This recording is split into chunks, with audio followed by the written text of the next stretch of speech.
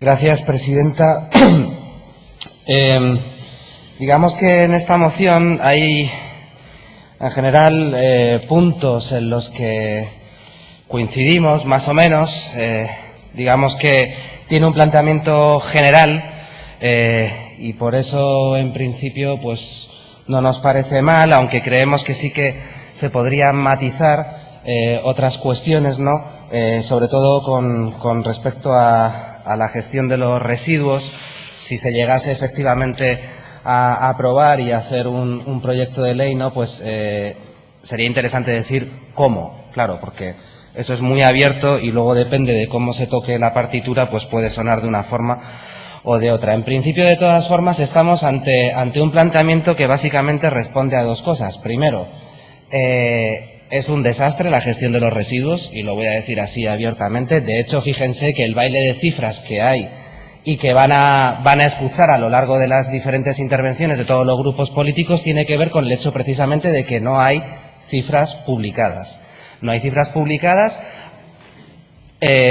aunque la ley exige que se publiquen las cifras, se lo exige tanto a las sociedades sin ánimo de lucro que gestionan o que deberían gestionar los residuos, los llamados SICs, y no lo hay por parte tampoco de las administraciones, y desde luego tampoco se han establecido todavía mecanismos conjuntos como obliga la ley para que pueda haber efectivamente una mayor transparencia. Así que, dependiendo de a dónde acudamos, vamos a encontrar unas cifras u otras.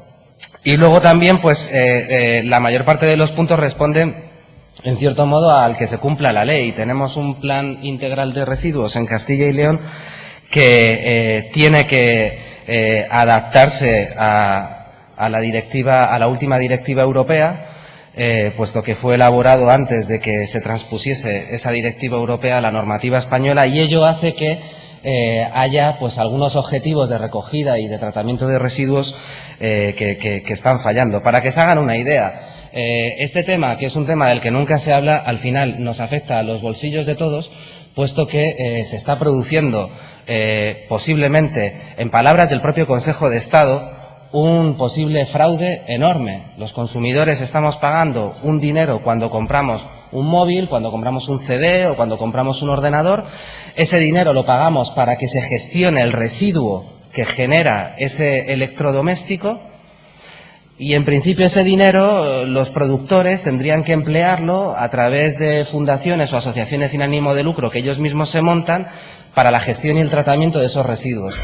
Pero, según el propio Consejo de Estado, en un dictamen del 14 de febrero de 2014, ese dinero, en su gran mayoría, no se destina por esos gestores efectivamente al tratamiento de los residuos. Estamos hablando de que de cerca de 300 o 400 millones que sacan estos gestores del dinero de cada uno de nosotros, la mayor parte de ese dinero no va a lo que tendría que ir, que es por lo que pagamos, porque se traten esos residuos y porque se reciclen esos residuos. Por tanto, el Consejo de Estado habla de posible fraude, habla de que seguramente las empresas productoras están utilizando ese dinero que debería ir para tratamiento y reciclaje como margen fijo de beneficios, y de ahí que esto sea un desastre. No voy a entrar en la guerra de cifras de cuánto se produce y cuánto se recoge. Lo que es evidente para todos los organismos que dan cifras es que España es uno de los países de la Unión Europea que menos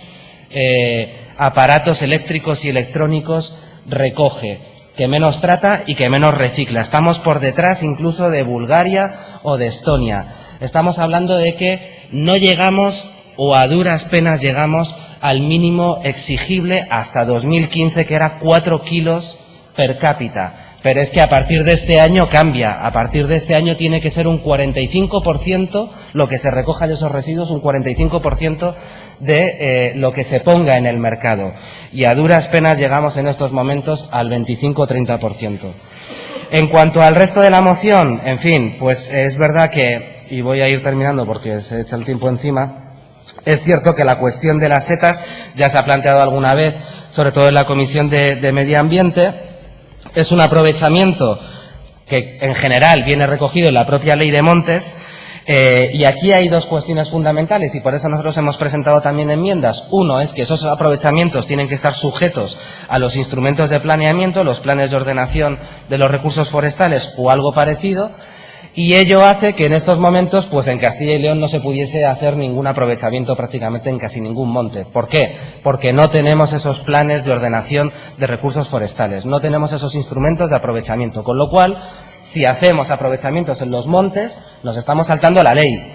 Por eso es importante que hagamos esos planes primero, para que efectivamente el tema quede bien regulado tanto de las setas como de otras cuestiones. Pero es que además hay otro punto importante y es que, y ya termino, y es que la propia ley dice que esos aprovechamientos forestales pueden ser o deben ser precisamente de los propietarios directamente quienes hagan esos aprovechamientos y sin embargo a través del tema de las setas se están poniendo intermediarios que precisamente no son los dueños de los montes, con lo cual estamos hablando aquí pues de un funcionamiento de alguna forma irregular. Y por último, en el tema de las setas, como este control no funciona como debiera, pues tampoco se está haciendo un control sanitario. Uno se imagina poder comprar carne o leche, por ejemplo, sin un estricto control sanitario. Pues así es como nos estamos comiendo las setas, tanto de los restaurantes con 3 estrellas Michelin como las que compramos en el supermercado. Gracias.